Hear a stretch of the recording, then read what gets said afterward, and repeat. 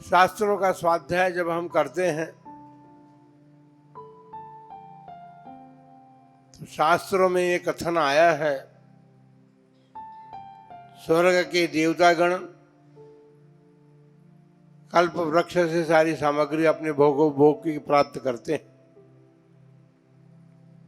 ये तो देवों की बात हुई, लेकिन मनुष्य के लिए भी एक बात है, भोग भूमि जिसे आप सभी जानते हैं, वहां पर भी कल्प वृक्ष होते हैं।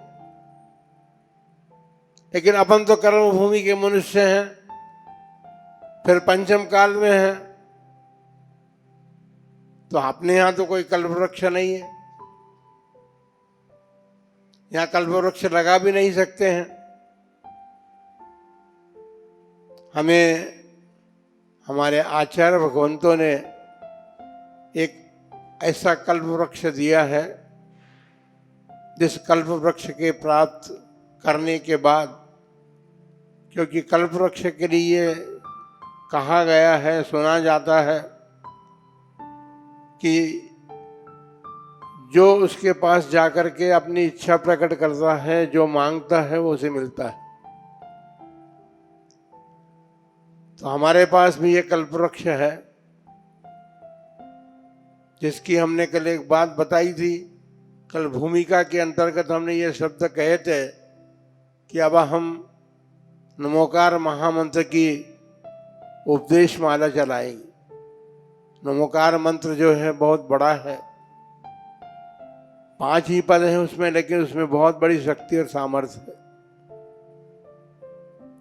और आवश्यकता इस बात की है, जिस बात की कमी हमें दिखाई दे रही है, वह कमी तो ये है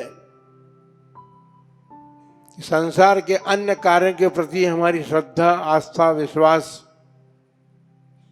बहुत बढ़ चढ़ करके है, लेकिन उस महामंत्र के संबंध में जो कि कल्पवृक्ष के समान हमें दिया गया है, यह अनादि काल से है, अनादि निधन है, क्योंकि पंच परमेष्ठी वाचक वह महामंत्र है। और पंच परमेष्ठी अनादि से होते आए हैं। कोई ऐसा समय नहीं रहा जब अरहंत सिद्ध आचार्य उपाध्याय और साधु परमेष्ठी नहीं रहे हों। ऐसे अनादि निधन कल्प वृक्ष के समान जो महामंत्र हमें प्राप्त है, उसके प्रति हमें श्रद्धा का अभाव दिखाई दे रहा है। विश्वास भी हमारा नहीं है, दृढ़ विश्वास की आवश्यकता है। जिन्होंने भी उस महामंत्र का फल प्राप्त किया, उनके भीतर दृढ़ विश्वास था। अंजन चौर की कथा आप सभी ने सुन रखी है। श्रेष्ठ ने उसे महामंत्र एक छींका बांध रखा था और वह एक एक डोरी काट रहा था। चोर ने पूछा, क्या कर रहे हैं आप?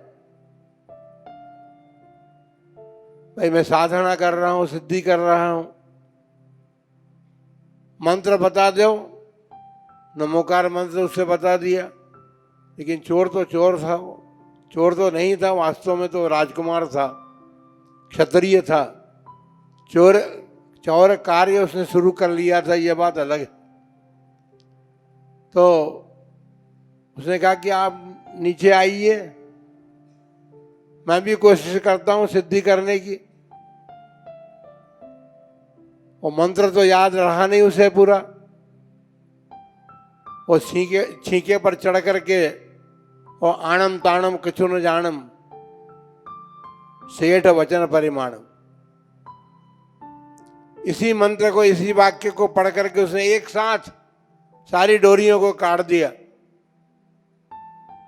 और डोरियों के कटते तो सेठ जी तो ये सोच रहे थे कि नीचे गिर जाऊंगा तो क्या होगा, लेकिन अंजन चोर के भीतर विश्वास था, दृढ़ श्रद्धा थी उसके भीतर कि सेठ ने जो, भगवान की बात तो दूर रही, सेठ ने जो बताया है उस पर उसे विश्वास था।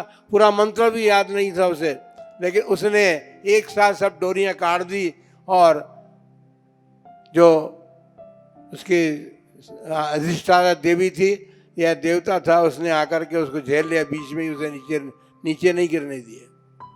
तो बंधुओं, हमारे पास तो कल्प वृक्ष है, लेकिन अभी हमें केवल उदयपुर की बात नहीं है, सारी समाज में उस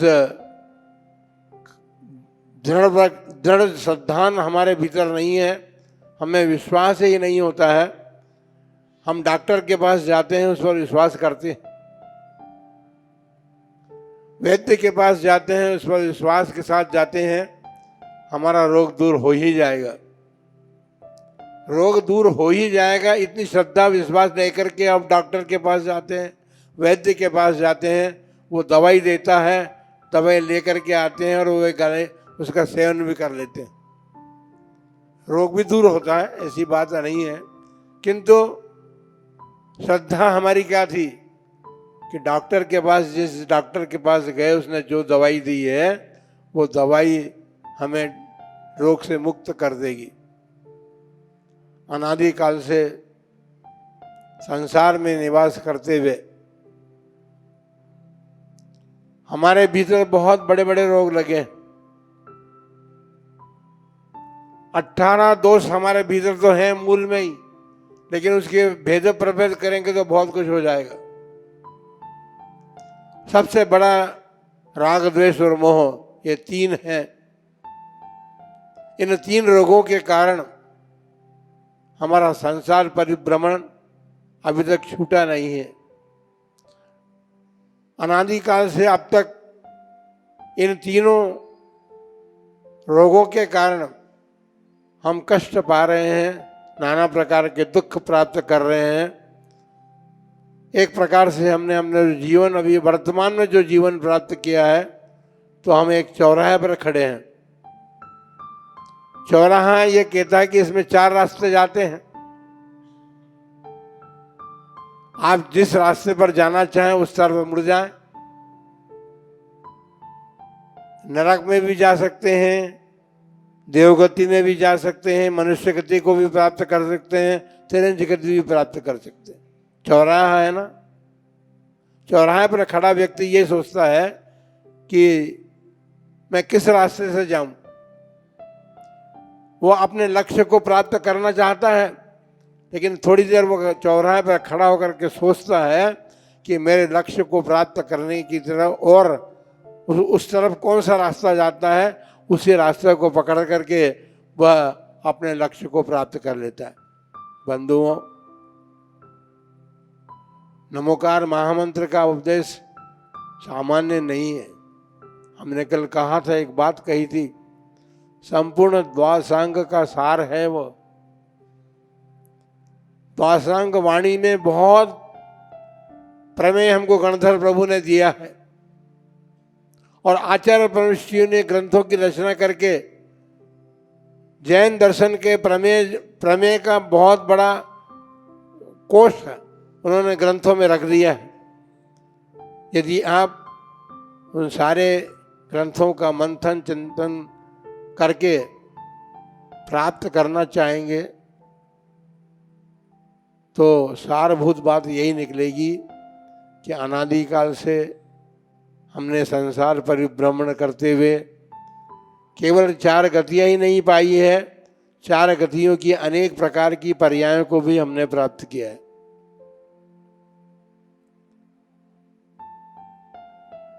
एक तिर्यंश पर्याय में वनस्पति का एक जीव अनंतानंत है, और हमने इतनी दूर से विहार करते हुए हम आ रहे हैं, भ्रमण करते हुए आ रहे हैं, हमने कोई पर्याय छोड़ी नहीं है। तो संसार में तो अनंतानंत सभी 4 गति संबंधी पर्याय हैं, और प्रत्येक पर्याय को अभी तक हम प्राप्त कर चुके हैं। ये विश्वास करने की बात है, क्योंकि जिनवाणी जो है वह भगवान की वाणी है। जिन वाणी का मतलब ही है कि वह भगवान की वाणी है। और हमको विश्वास होना चाहिए कि हमने अब तक सारे संसार में जो भी पर्याय हैं, प्रत्येक पर्याय को हम प्राप्त कर चुके हैं, छोड़ चुके हैं, क्योंकि पर्याय तो नाशवान है, शाश्वत नहीं रहती। आत्मा शाश्वत है, लेकिन आत्मा अपने अपने कर्मों के अनुसार उन पर्यायों को प्राप्त करता है और उनको छोड़ता चला जाता है। जितनी आयु प्राप्त होती है उतने उतने समय तक उन पर्यायों में रहता है, निवास करता है, और फिर उसको मृत्यु आने पर छोड़ देता है। बंधुओं, नमोकार महामंत्र के लिए साधना की आवश्यकता है, निष्काम साधना की आवश्यकता है। किसी प्रकार की इच्छा नहीं रखते हुए जब हम उसकी साधना करेंगे तो वह कल्प वृक्ष लौकिक सुख और सुख के साधन तो देगा ही, लेकिन उसकी साधना से पारलौकिक सिद्ध अवस्था तक हमारा गमन हो सकता है। वह मंत्र ऐसा है, उल्टा सीधा, बीच में से कहीं से भी आप उसका स्मरण करें तो वह हमें फल ही देगा, ऐसा नहीं है। वैसे तो ठीक है, हम मंत्र की साधना कर रहे हैं तो नमो अरिहंतान से शुरू करें, लेकिन यदि आप नमो साहुल नमो लोहे सब साहुल से भी शुरू करेंगे तो आपका वो मंत्र कुछ बिगाड़ेगा नहीं। बंधुओं, अंतिम पद है नमो लोहे सब साहुणम। लोक के सभी साधुओं को मैं नमस्कार करता हूं, और इस लोक के सभी साधुओं को नमस्कार करता हूं, उस अंतिम पद का ये अर्थ है। इस अर्थ को समझ करके, पकड़ करके, लोगों की ये धारणा बन चुकी है, लोग ऐसे प्रकार के प्रश्न करते हैं कि हम तो सभी को नमस्कार कर सकते हैं। और लोहे पद जो है सब, और लोहे पद जो है पांचों के साथ लगता है। नमो लोहे अरिहंता, नमो लोहे सब अरिहंताणम, नमो लोहे सब सिद्धाणम, नमो लोहे सब आयरियाणम। और सब पद और लोहे पद जो है वह सबके साथ लगाने की बात है, वो अंत में है। इसका मतलब केवल साधुओं के लिए लगाया ऐसा नहीं है, वो पांचों परमेश्वरों के लिए लगाया जा सकता है। पर अब हमें देखना है कि हम जहां या जिस जगह पर, जिस स्थान पर, जिस व्यक्ति के लिए हमारा मस्तक झुक रहा है, हमारे हाथ जुड़ रहे हैं, तो हमें सोचना चाहिए पहले। यदि अरहंत की बात हम करें तो अरहंत तो राग द्वेष आदि से रहित हैं, बल्कि संसार में पाए जाने वाले 18 दोषों से रहित हैं। राग द्वेष उनका चला गया, इसलिए वीतराग है। और राग द्वेष जब उनका गया तो उनके ज्ञानावरण आदि कर्म भी नष्ट हो गए। ज्ञानावरण, दर्शनावरण, अंतराय और मोहिनी, मोहिनी कर्म का नाश तो उन्होंने 10वें गुणस्थान में ही कर दिया था। 10वें गुणस्थान में सबसे पहले मोह जाता है, जिस मोह के कारण सारा संसार वशीभूत मोह के है, वह मोह सबसे पहले नष्ट होता है। पर उसकी विधि है, डॉक्टर या वैद्य दवाई देते हैं तो अनुपान भी बताते हैं, उसकी विधि भी बताते हैं, समय में भी आपको बांधते हैं कि इस समय पर इस विधि से इस प्रकार अनुपान के द्वारा आप इस औषधि का सेवन करेंगे तो आपका रोग दूर हो जाएगा। आप यदि पथ्य का पालन नहीं करेंगे, जिस अनुपान से दवाई लेने की बात बताई है, उस अनुपान में आप चूक जाएंगे तो आप रोग को दूर नहीं कर सकेंगे। बंधुओं, इसी प्रकार महामंत्र की साधना में भी उसकी विधि है। उसके लिए आवश्यक जो भी है उसकी विधि को आपको प्राप्त करना पड़ेगा। विधि के अनुसार यदि आप उसकी साधना करेंगे तो ही वो सिद्ध हो सकेगा, अन्यथा नहीं सिद्ध होगा। जिन आप बहुत सोचें अपन कि एक बैल के जीव को राम के पूर्व भाव में जो पद्म रुचि थे उन्होंने नमोकार मंत्र सुनाया, उसके पास क्या था? उस ज्ञान तो था नहीं उसके पास, वो विधि भी नहीं बताई थी पद्म ऋषि ने उसे कि इस विधि से तुम चिंतन करना। वो तो मरणासन स्थिति में था, लेकिन उसने उस मंत्र को सुनने में अपने उपयोग को लगाया। उस उपयोग को लगाने से वो मंत्र उसके काम में आ गया और वह मरण के समय में दिया हुआ मंत्र जो है वह उसके देवगति का कारण बन गया। उस स्वर्ग में जाकर के देव हो गए। बंधुओं, यही तो विधि है कि हम अपने उपयोग को ठीक प्रकार से करें। जाप पे करते हैं, कैसी करते हैं जाप? जरा करके बताए तो, नहीं तो मैं बताऊं फिर। नमो अरिहंताणम, नमो सिद्धाणम, नमो आयरियाणम, नमो वज्रायणम, नमो रोयसवसावणम। अपना उपयोग कितनी बार भटक गया। 5 पदों का उच्चारण करने में हमारा उपयोग कितनी दूर भटक गया। यदि आप इधर आंखों से नहीं देखें, आंखें बंद करके कर रहे हैं, तब भी आपका मन आपको भटकाता है। आप घर छोड़ करके आए तो आपको किचन याद आता है, दुकान छोड़ करके आए तो दुकान याद आती है, ग्राहक की याद आती है, बेटा दुकान संभाल रहा है कि नहीं ठीक से, ये स्मरण आता है। तो ये सब निराकुलता का कारण नहीं है। आप भोजन भी निराकुलता से नहीं करते हैं, इसलिए आप बीमार होते हैं। निराकुलता का बहुत बड़ा महत्व है। आकुलताएं जो हैं हमारे शारीरिक कष्ट तो हमें देती ही है, लेकिन आकुलताओं में जो हमारे परिणाम इधर उधर भटकते हैं, उन परिणामों की भटकन से हमारे जो कर्मों का आश्रय होता है, वो कर्मों का आश्रय हमारी आत्मा पे भी प्रभाव डालता है, आत्मा को भी बांध करके रखा है उसने। बंधुओं, 5 पद हैं। आज को विश्लेषण करके देखना है। हम आपको कुछ सूत्र दे रहे हैं, क्योंकि अब ये व्याख्यान माला तो कहीं लंबे समय तक चलेगी, इसलिए हम एक बात जरूर कह देना चाहते हैं कि जो भी पहला वक्ता आया यहाँ पर, वो नमोकार मंत्र को छोड़ करके और दूसरे विषयों पर अपना प्रवचन दे। क्योंकि जैन दर्शन तो बहुत विशाल है, जैन दर्शन में विशालता है, उसमें बहुत सारे विषय हैं। उन विषयों पर कितनी बात है। और यदि आपको नहीं मालूम है तो हम आपको नाम बता देते हैं। आचार्य श्री अजित सागर जी महाराज ने सर्वरूपी श्लोक संग्रह का संकलन किया था, 4000 श्लोक है उसमें। उस सर्वरूपी श्लोक संग्रह का आधार लेकर के और अनेक शास्त्रों का आधार लेकर के आप विषय चुनिए और विषय चुन करके अपने विषय का प्रतिपादन करें। हम ये नाराजी नहीं व्यक्त कर रहे हैं कि आपने क्यों नमोकार मंत्र पे बोल दिया। हमको ये लगा कि जिनने भी बोला, कल हमने नमोकार मंत्र के व्याख्यान माला की घोषणा की और आज आपने उसी को शुरू कर दिया वहाँ से, तो ठीक नहीं लगता। थोड़ा सा आप लोग अपना विषय चुन चुन करके आए और अपने विषय पर बोले तो ठीक है। हमने विषय चुन लिया है, इसलिए अब हम उसी विषय पर बात करेंगे। तो बंधुओं, हम क्या कह रहे थे अब भूल गए। वितराग सर्व के चौदशी अरहंत और परमात्मा की बात कर रहे थे।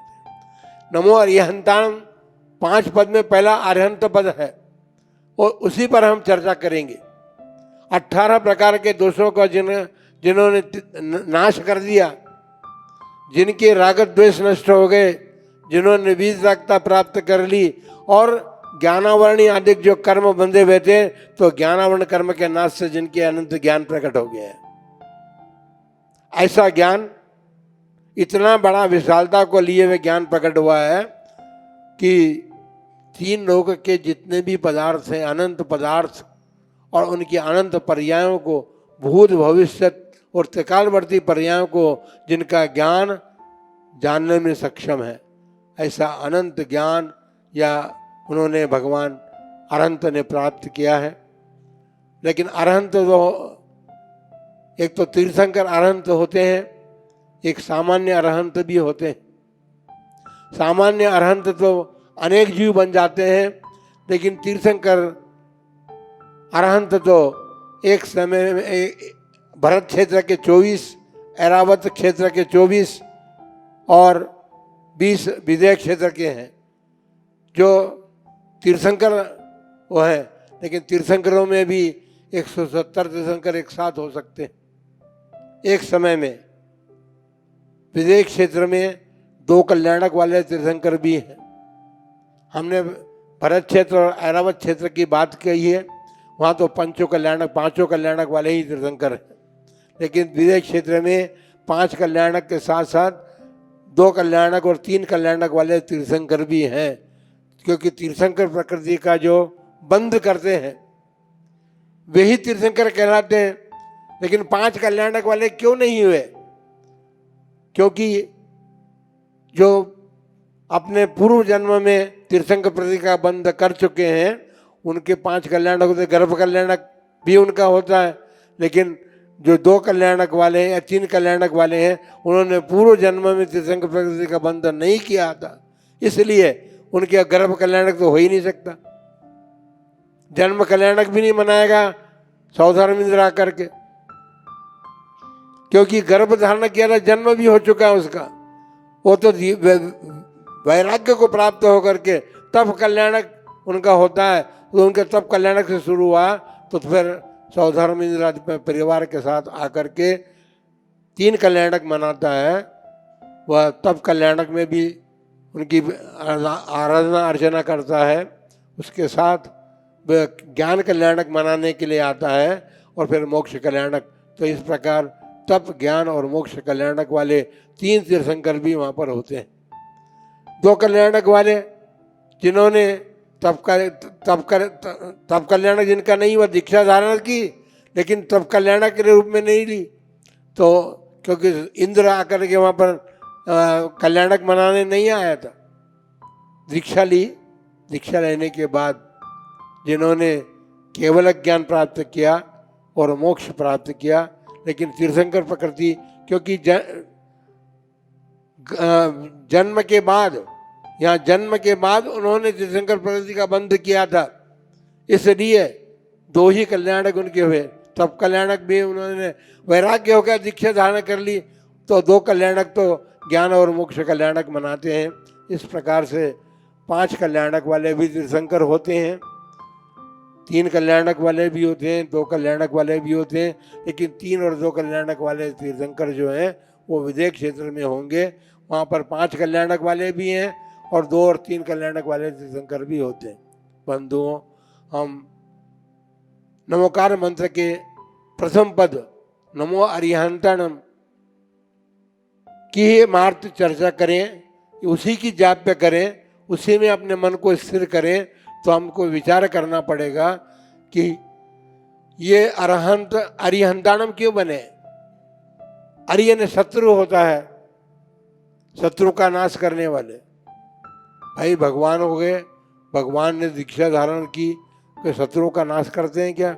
मुनि महाराज बनते हैं तो एक छोटे से जीव को भी उसका भी घात नहीं होता, तो फिर शत्रु का नाश कैसे करेंगे? शत्रु का मतलब ये है कर्म शत्रु हैं हमारे, क्योंकि कर्म शत्रुओं के कारण हम अनादिकाल से कष्ट पा रहे हैं।